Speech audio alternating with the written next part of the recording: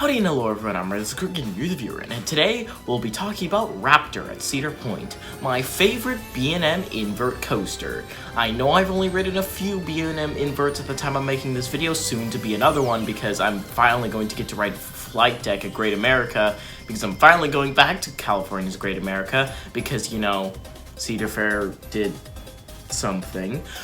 But now, we're going to be talking about a roller coaster that I rode at Cedar Point in Sandusky, Ohio. Good old Cedar Point, the coaster capital of the world, no matter how much Six Flags tells you otherwise. I'm like, why should you trust them? They don't even know how to handle a freaking company! So yes, as I said before, we'll be talking about Raptor, and why I just like it so much, and also a bit of history on it. So, let's get started with that.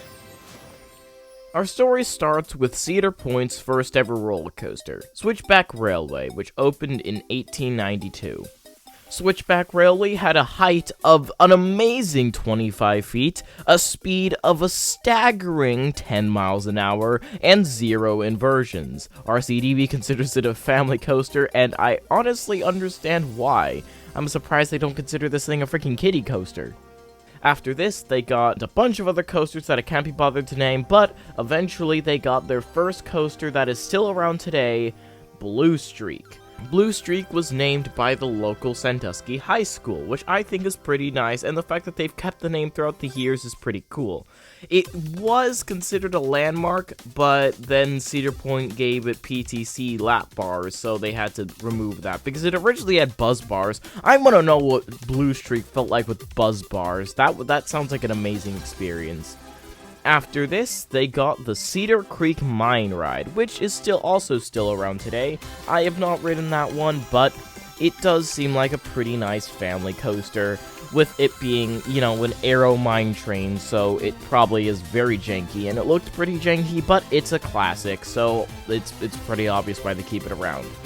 After this, they got their first ever coaster that made them on the map, this being Corkscrew. Corkscrew was the first ever coaster to go upside down 3 times, and the second coaster, it was beat out by literally a week by Magic Mountain's Revolution, the second ever coaster to have a modern day vertical loop, because while yes, vertical loops did exist before this, all I'm gonna say is I don't think you want to be experiencing 12 G's of forces while going through a loop, thus is why they don't exist anymore. After this, they got the extremely fun, no matter what anyone else says, Gemini, which is a dueling racing hybrid coaster. Yes, the GP, this is not a wooden coaster, it has steel track, thus it is a hybrid coaster. This ride, no matter what anyone says, as I said before, is a very fun coaster, and at some point it was technically the tallest and fastest roller coaster in the world, even though Loch Ness Monster at Busch Gardens Williamsburg did technically beat it out. Then they got the first ever Intamin ever, which was Wilderness Run. It was a kiddie coaster and there's nothing too notable about it. Then they got Iron Dragon, an aero suspended coaster, which I also did not ride because it did not have Fastlane available, so I mean, like, I honestly could not be bothered to ride this thing. And then they got the one, the only, Magnum XL200, the roller coaster that I only know for physically assaulting me when I rode in row 3. But we don't have to talk about that. Basically, this ride is pretty fun if you ride in the back, not in car 1 row 3. If you ride in car 1 row 3, all I'm going to say is you're going to get your legs chopped off. And then, the ride this video is about, Raptor. Raptor would be made by B&M, also known as Bolliger and Mabillard, named after Walter Bolliger and Claude Mabillard, 2 former Giovanola employees. Giovanola is a now defunct roller coaster manufacturer who used to provide track for Intamin, a company that I mentioned before who got their first coaster at Cedar Point. These 2 people decided to split off and make their own company. Originally, they didn't actually want to make roller coasters, but Six Flags approached them and basically made them make one, so they made Iron Wolf at Six Flags Great America in Gurnee, Illinois. This coaster had something different about it, though. This coaster was designed by computers. Yeah. Computer designing was relatively new to the coaster world at the time, because the major manufacturer, Aerodynamics, or at least in the US it was the major manufacturer of roller coasters, used hand building, as in, the people who made the coasters would actually, build it by hand and basically just take a wood slab, make sure it lined up with the other piece, and then build that other piece. This is why rides like Magnum XL200 at Cedar Point, as I mentioned before, have those weird triangular airtime hills.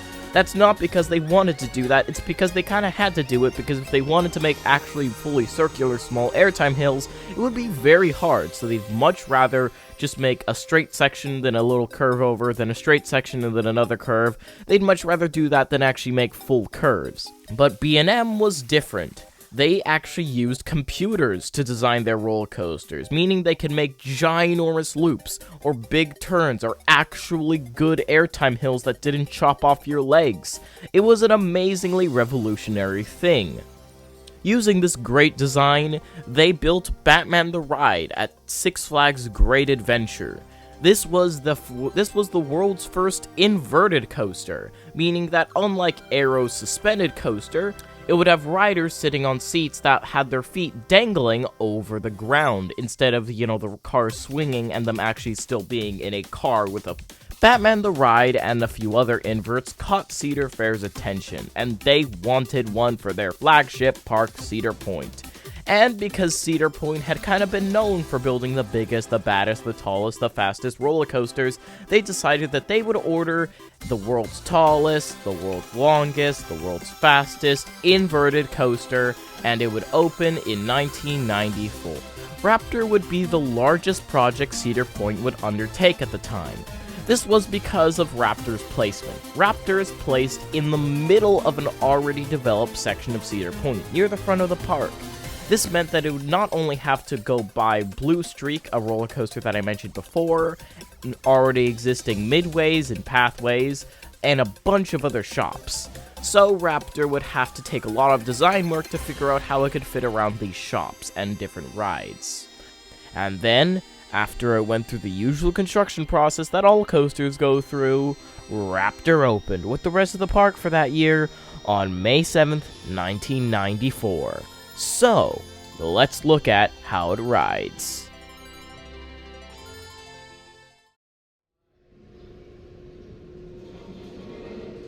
You exit the station, and you go into a small little turn that's weirdly angled. I don't know why it's angled like that. Then, you go into the very large, not that large, but large for the time, lift hill.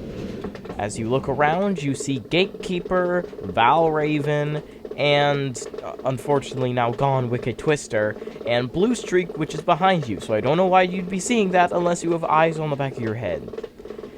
As you climb higher and higher, you get a view of Lake Erie and the rest of Cedar Point, and then, eventually, you crest the lift hill. As you crest over, you get one more look at Gatekeeper and now gone Wicked Twister, and then you go down the drop. That's pretty whippy. Then, as you continue going down, you get some more forces, and then you go into a loop that's also pretty forceful and pretty fun. Then you go into another forceful valley, and then into a zero-G roll. That is also pretty fun. Then into a straight section that builds you up for the Cobra Roll, a very whippy and forceful element. As you build up more and more speed, even though you should have lost speed at this point, you go through a quick S-bend, and then into a turn that leads you up to the brake run, where you finally notice you've lost speed. Then you go through a brake run that doesn't slow you down at all, thankfully, and then you go into a nice turn that gives you some more whip. Then into a very whippy and fast corkscrew, into a small little section that gives you a moment to catch your breath, and then you drop down into the final inversion, a corkscrew that's also very whippy. Then into a small little helix that brings you around near the queue. Then you go into a little S-bend element once again, and then you turn into a very janky transition into the brake run. That was Raptor, and in my opinion, it's the best B&M invert in the US at the moment, as I've already ridden the other ones that people have said are the best, and in my opinion, not as good as Raptor in my opinion, but Anyway, time to continue with the rest of the video. So as you can see, Raptor is a truly amazing inverted coaster. While yes, it doesn't really have that many different features from the different inverted coasters, there's just something about Raptor that just makes it that freaking good. There's just something about Raptor that just makes it that freaking good. It's just such an amazing ride. And that's why it's my favorite inverted coaster. Yes, over Montu. In fact, I kind of thought Montu was pretty mediocre, but we're done with the Florida season now, so I'm going to stop with the Florida stuff already. So, yeah, I think that will be pretty much it for this video. This hopefully was a longer video. I don't know, I haven't edited it yet. But this seems like it would have been a longer video than the last one, and hopefully I'm starting to get better at adding some little stuff in between the kind of informational segments. So I should be getting better at that, and this season should be a more transitional season for the channel, transitioning into more comedy-based instead of information-based, which is the original focus on the channel in the first place. So yeah, I'm kind of going back to what I actually wanted to focus on this channel. So hope you liked the video. Subscribe if you haven't subscribed, leave a like. And I'll do the Coaster Critic, you're the viewer, and I'll see you in the future. Goodbye.